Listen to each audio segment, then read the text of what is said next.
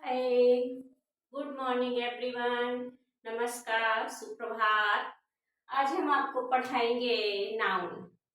सबसे पहले हम आपको बताएंगे कि नाउन की ओरिजिन कहाँ से हुई है, नाउन कहाँ से आया है। सबसे पहले हम आपको ये बताएंगे। हम स्टार्ट करते हैं नाउन की ओरिजिन। नाउन की ओरिजिन कहाँ से हुई है।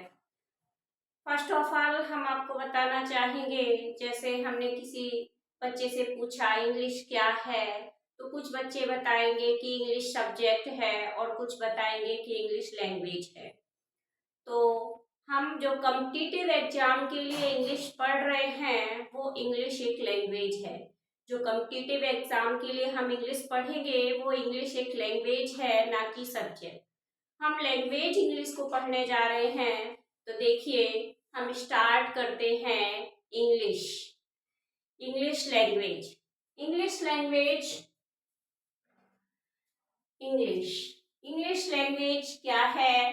तो देखिए, इंग्लिश से आपके निकलते हैं अल्फाबेट। आप सभी जानते हैं कि अल्फाबेट अल्फाबेट मोस्टली सभी टीचर बताते हैं कि अल्फाबेट 26 होते हैं।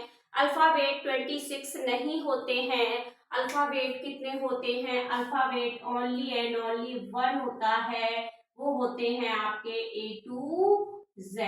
Alphabet only and only one होता है। ये आपका A to Z अल्फाबेट है, ये वन होता है, ना कि 26 होते हैं। 26 आपके लेटर होते हैं, ना कि अल्फाबेट होते हैं। 26 आपके लेटर होते हैं। 26 आपके क्या होते हैं। 26 आपके लेटर होते हैं, ना कि अल्फाबेट होते हैं। 26 आपके लेटर होते हैं। 26 आपके क्या होते हैं। 26 आपके लेटर होते हैं, ना कि अल्फाबेट होते हैं। 26 लेटर होते हैं। 26 लेटर होते हैं। इन्हीं लेटरों का जो क्रमबद्ध जो सार्थक समूह है, लेटर के ही सार्थक समूह को हम क्या कहते हैं। लेटर के ही सार्थक समूह को हम वर्ड कहते हैं।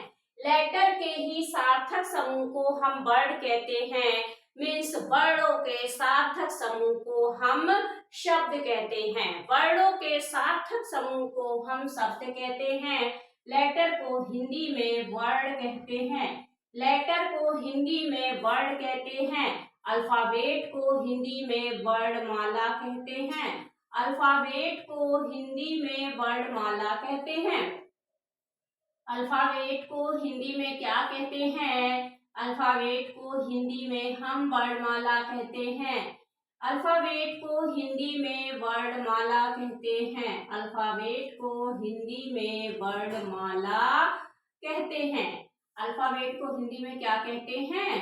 अल्फाबेट को हिंदी में वर्णमाला कहते हैं। वर्णमाला कितनी होती है। वर्णमाला चाहे हिंदी की हो, चाहे संस्कृत की हो, चाहे इंग्लिश की हो, चाहे उर्दू की हो, सबकी एक ही वर्णमाला होती है, लेकिन उनके लेटर के फॉर्म अलग अलग होते हैं। तो यहाँ इंग्लिश में लेटर 26 होते हैं, लेकिन वर्णमाला ओनली एंड ओनली वन होती है। Alphabet only and only one होता है।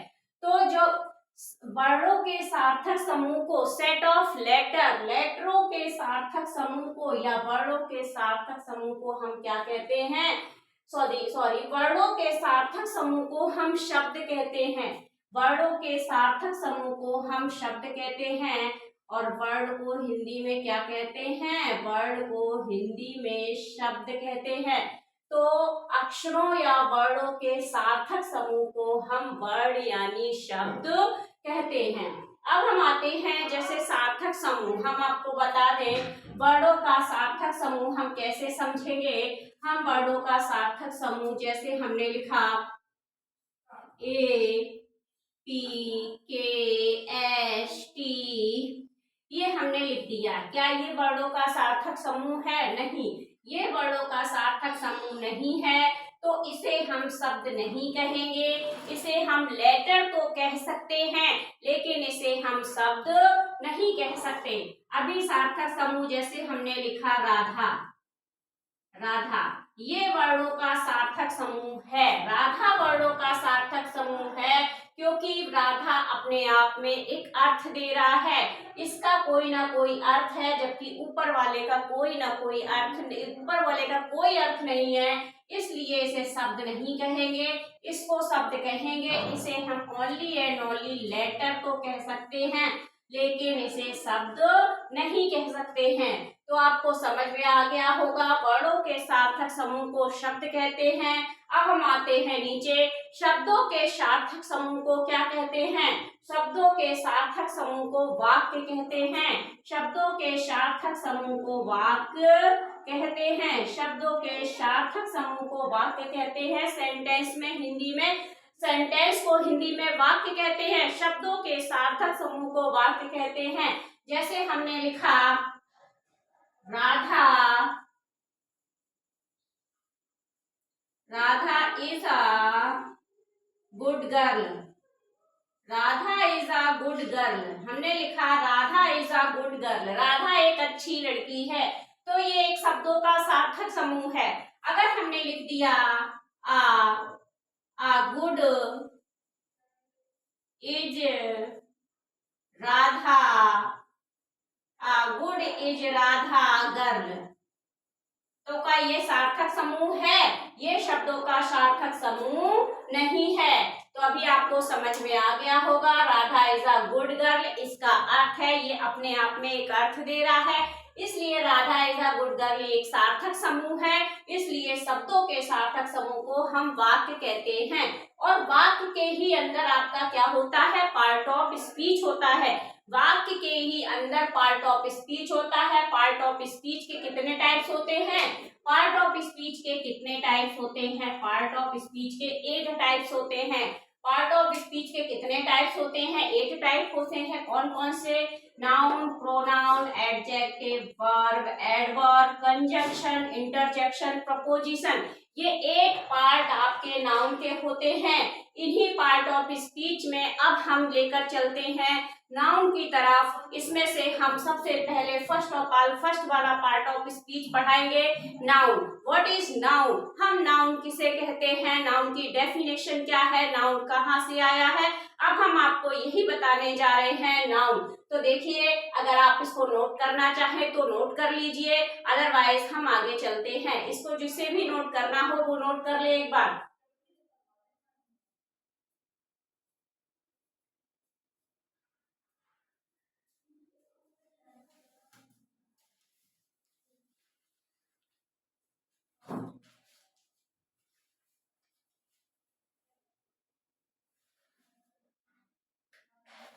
नोट कर लिया, अब हम आगे चलते हैं।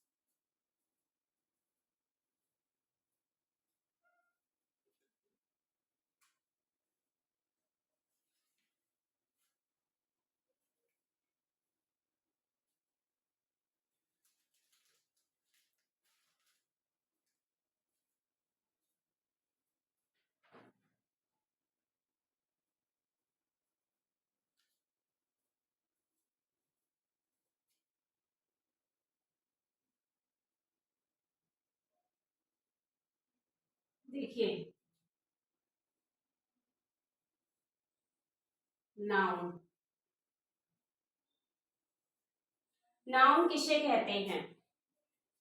तो ब्रह्मांड में हम जो भी चीजें देखते हैं, हमें जो भी चीजें ब्रह्मांड में दिखाई देती है, वो सब क्या है?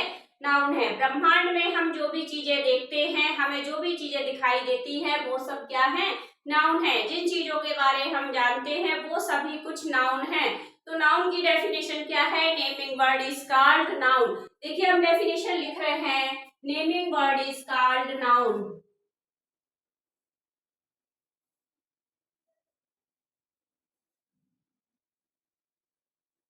Naming word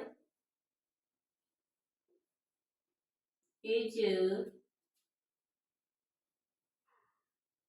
called naming word is called noun।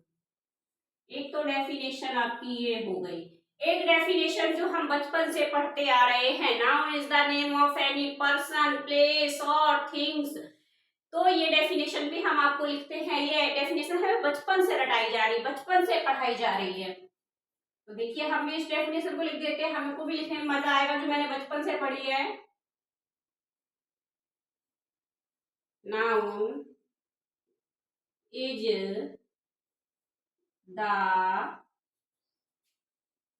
Name of any person place things place things idea. ये तो सभी सभी पढ़ते हैं। Place things, person place things, ये तीन चीजें सभी ने पढ़ी होंगी। इसमें हमें कंफ्यूज करता है तो क्या करता है, ये जो अब मैं लिखने जा रही हूं आपका आइडिया, एन आइडिया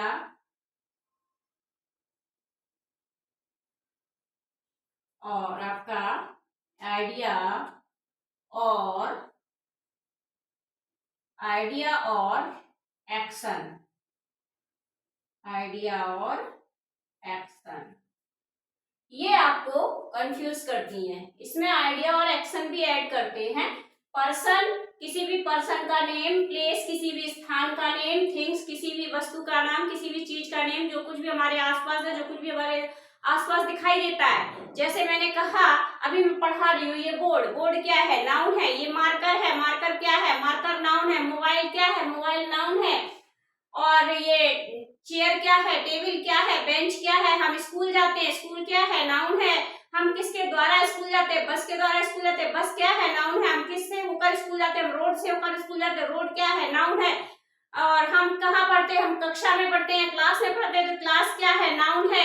जो भी कुछ हमारे आसपास है वो सब क्या है, नाउन है। वो सब क्या है, नाउन है। देखिए हमारे ये ear, forehead, hair, nose, mouth, आपके फिंगर, थंब, ये सब क्या है, ये सब नाउन है। जिसके भी नाम होते हैं, जो भी हमें कोई चीज होती है, कोई स्थान होता है, किसी पर्सन का नेम होता है, वो सब क्या है, वो सब कुछ नाउन है। जो भी हमारे आसपास चीजें हमें दिखाई दे रही हैं, वो सब क्या है, वो सब नाउन है। तो देखिए हम आपको एग्जाम्पल बताते हैं। एग्जाम्पल, नोट भी अपनी नोटबुक में इनको नोट भी करते जाइएगा। बाय चांस आप लोग कभी भूल जाते हैं तो उसके एक बार रिवीजन तब भी कर सके। एग्जाम्पल, सबसे पहले हम आपको पर्सन का एग्जाम्पल देंगे। पर्सन्स, पर्सन्स में देखिए आपका किसी का भी नेम, राधा, सीमा,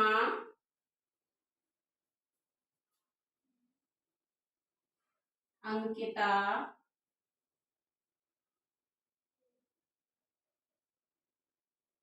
टीचर,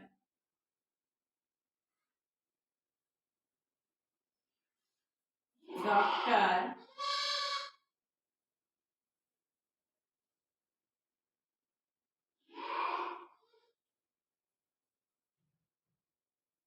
etc। नेक्स्ट है आपका पर्सन के बाद आप प्लेस, प्लेस, प्लेस में हो जाएगा आपका कानपुर, आगरा,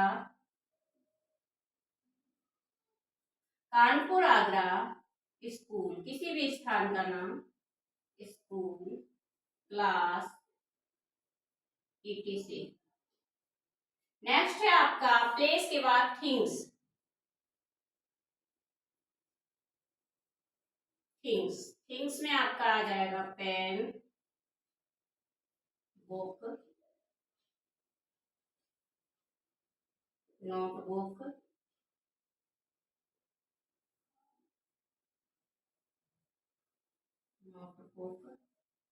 मोबाइल,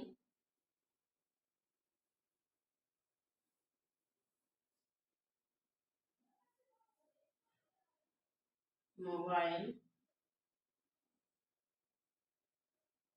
etc। इसके बाद है आपका आइडिया, आइडियाज। आइडियाज में आपका honesty, honesty, friendship, friendship, loyalty,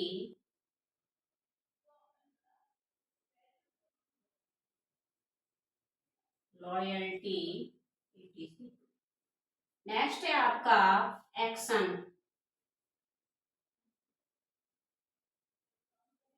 action, action में क्या आ जाएगा? प्लेइंग, रनिंग,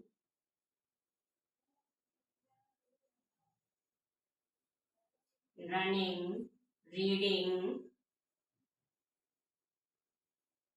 रीडिंग, और आपका आ जाएगा टीचिंग, टीचिंग, ये निकल लीजिए। देखिए, देखिए ये है आपके एग्जाम्पल। पर्सन्स में आपके आ जाएंगे राधा, सीमा, किसी का नाम अंकिता, या किसी की पोस्ट, जैसे आई एम अ टीचर, मैं एक टीचर हूँ, तो मैं क्या हूँ? एक नाउन हूँ। आई एम अ डॉक्टर, मैं एक डॉक्टर हूँ, तो डॉक्टर क्या है? एक नाउन है। इस तरह से ये पर्सन के एग्जाम्पल हो गए। प्लेसेस में कानपुर, किसी भी सिटी का नेम, आगरा, किसी भी प्लेस का नेम, जैसे स्कूल, स्कूल में हम पढ़ते हैं तो स्कूल नाउन है, क्लास में हम पढ़ते हैं क्लास नाउन है, तो ये आपका प्लेस में आ जाएगा। थिंग्स में आपका आ जाएगा, थिंग्स में आपका आ जाएगा pen, book, notebook, mobile, pen, book, notebook, mobile, और आपका etc। Next ideas. आइडियाज में आपका आ जाएगा honesty, friendship, honesty, friendship,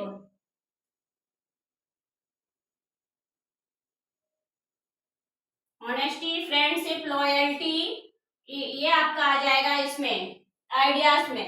action में प्लेइंग, रनिंग, टीचिंग, और आपका प्लेइंग हो गया, रनिंग हो गया, रीडिंग हो गया, टीचिंग हो गया, स्लीपिंग हो गया, ये आपके सारे किस में आ जाएंगे? एक्शन में आ जाएंगे। तो देखिए, आपको नोट करना चाहिए, इसको नोट कर लीजिए। मैं हट जाती हूँ थोड़ी देर के लिए, नोट कर लीजिए इसको। सभी लोग अपनी अपनी नोटबुक में नोट कर लें।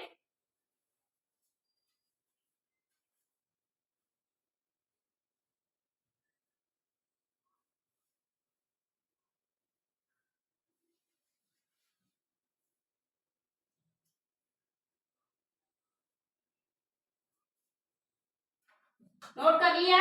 चलिए देखिए, आगे चलते हैं अब हम इसके। अब हम आपको बताएंगे कि हम नाउन को कैसे आइडेंटिफाई करेंगे, कैसे पहचानेंगे कि नाउन, ये इसमें नाउन है, ये हम कैसे आइडेंटिफाई करेंगे, ये हम आपको बताने जा रहे हैं। इतना सभी ने नोट कर लिया हो तो हम आपको बताएंगे identification of noun.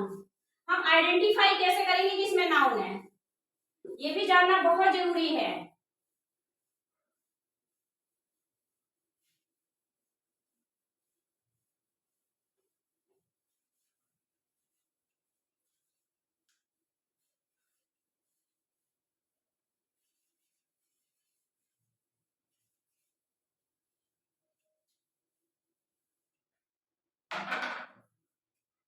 Identification of noun,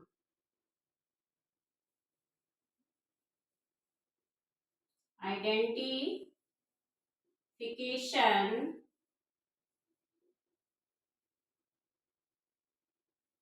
of noun, identification of noun. हम नाउन को कैसे आइडेंटिफाई करेंगे कि इसमें नाउन है? जो एग्जांपल हमने आपको बता दिए वो जरूरी नहीं है भैया एग्जांपल आ जाए, तो हमें आइडेंटिफिकेशन जरूर करना चाहिए कि इसमें नाउन है। तो इसका क्या होगा? There are three identification, there are three identify. हम तीन प्रकार से इसको आइडेंटिफाई कर सकते हैं। There are three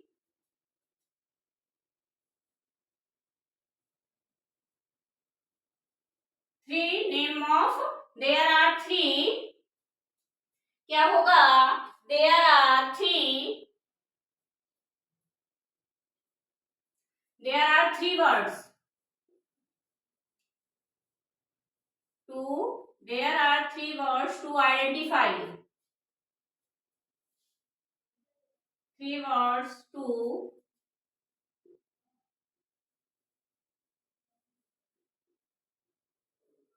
to identify. इसको आइडेंटिफाई करने के लिए थ्री वर्ड्स यूज करेंगे, कौन कौन से, there are three words to identify name of the noun, three words to identify name of any noun, identify name, there are three words to identify, देखिए note कर लीजिए, there are three words to identify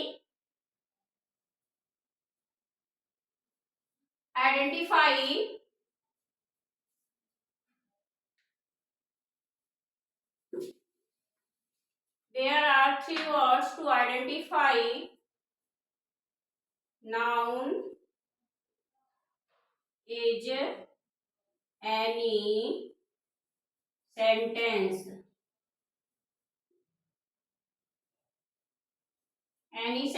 किसी भी sentence में noun को identify करने के लिए हमें थ्री वर्ड्स यूज करने पड़ेंगे, किसी भी सेंटेंस में नाउन को आइडेंटिफाई करने के लिए हमें थ्री वर्ड्स यूज करने पड़ेंगे, कौन कौन से थ्री वर्ड्स,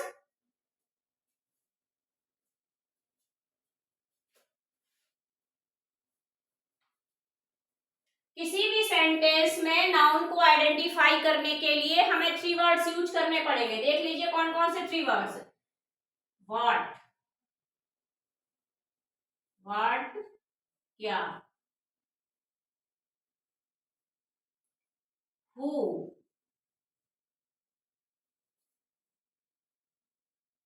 कौन, whom, क्या, कौन, whom, कैसे, whom, कैसे,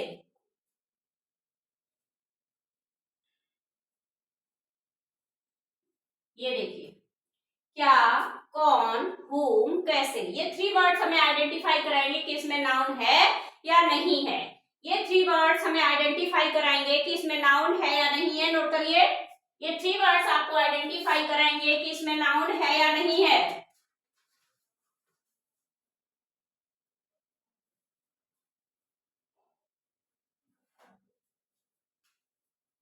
देखिए कैसे आइडेंटिफाई कराएंगे, ये आपका व्हाट जो है ये नॉन लिविंग में आएगा, नॉन लिविंग में,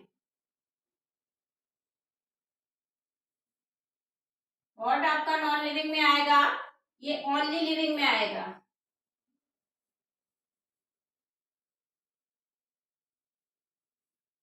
और ये भी आपका ओनली लिविंग में आएगा,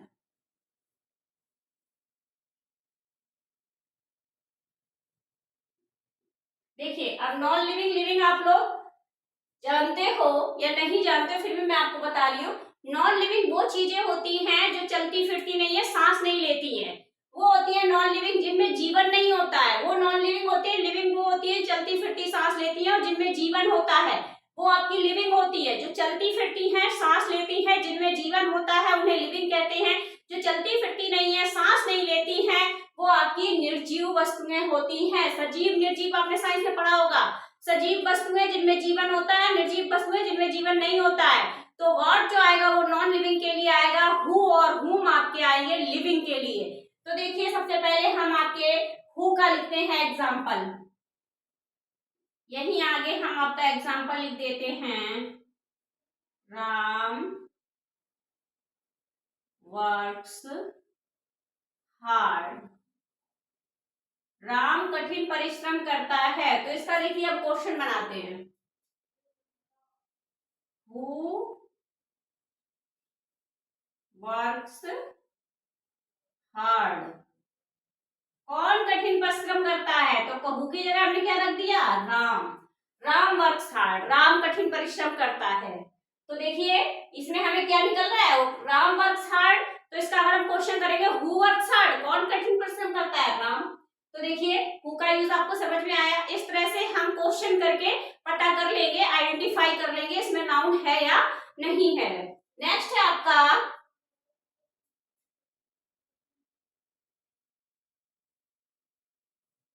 Amit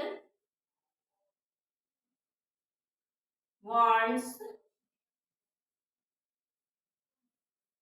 to meet Radha. Amit wants to meet Radha. Amit Radha से मिलना चाहता है। अमित wants चाहता है to meet राधा, अमित राधा से मिलना चाहता है। तो क्या होगा इसका? whom, अमित किससे मिलना चाहता है? क्या होगा? अमित किससे मिलना चाहता है? तो अमित किससे मिलना चाहता है? राधा से मिलना चाहता है। अमित किससे मिलना चाहता है? राधा से मिलना चाहता है। अमित किससे मिलना चाहता है? राधा से मिलना चाहता है। अमित किससे मिलना चाहता है? राधा से मिलना चाहता है। इसको सही कर लो। whom मीन्स कैसे नहीं होगा बेटा, whom मीन्स किससे होगा, किससे। तो अमित किससे मिलना चाहता है? तो इसका क्या बनाएंगे हम question? whom wants to meet, whom wants to meet Amit, whom wants to meet Amit। Amit किससे मिलना चाहता है? whom wants to meet Amit, Amit किससे मिलना चाहता है? तो whom की जगह हमने क्या रख दिया? राधा। अमित किससे मिलना चाहता है? अमित राधा से मिलना चाहता है। आपको एग्जांपल समझ में आ रहे हैं ना? अमित राधा से मिलना चाहता है। नेक्स्ट एग्जांपल आपका नॉन लिविंग। तो नेक्स्ट नॉन लिविंग का क्या होगा? Radha bought sugar. राधा क्या खरीदना चाहती है? सुगर खरीदने गई Radha. Radha bought sugar, Radha sugar खरीदती है। तो इसका क्या बनाएंगे हम? इसका एग्जांपल देख लीजिए यहाँ पर। Radha bought sugar. Radha bought sugar, इसका क्या बनाएंगे? What did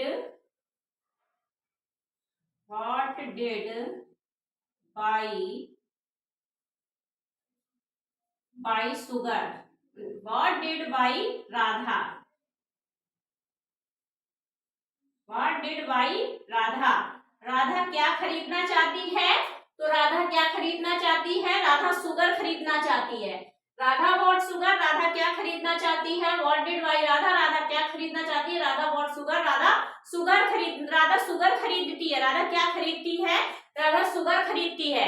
तो हम उम्मीद करते हैं, आशा करते हैं आप लोगों से कि आप लोगों ने, मैंने आपको जो नाउन की ओरिजिन बताई, उसके बाद नाउन की definition, example, identification of noun मैंने आपको पढ़ाया। तो आशा करते हैं कि आपको हमारा ये टॉपिक अच्छे से समझ में आ गया हो। अगर आपको अच्छे से समझ में आ गया हो है तो प्लीज कमेंट सेक्शन में कमेंट जरूर करें कि मैम आपने जो भी पढ़ाया मुझे अच्छे से समझ में आया।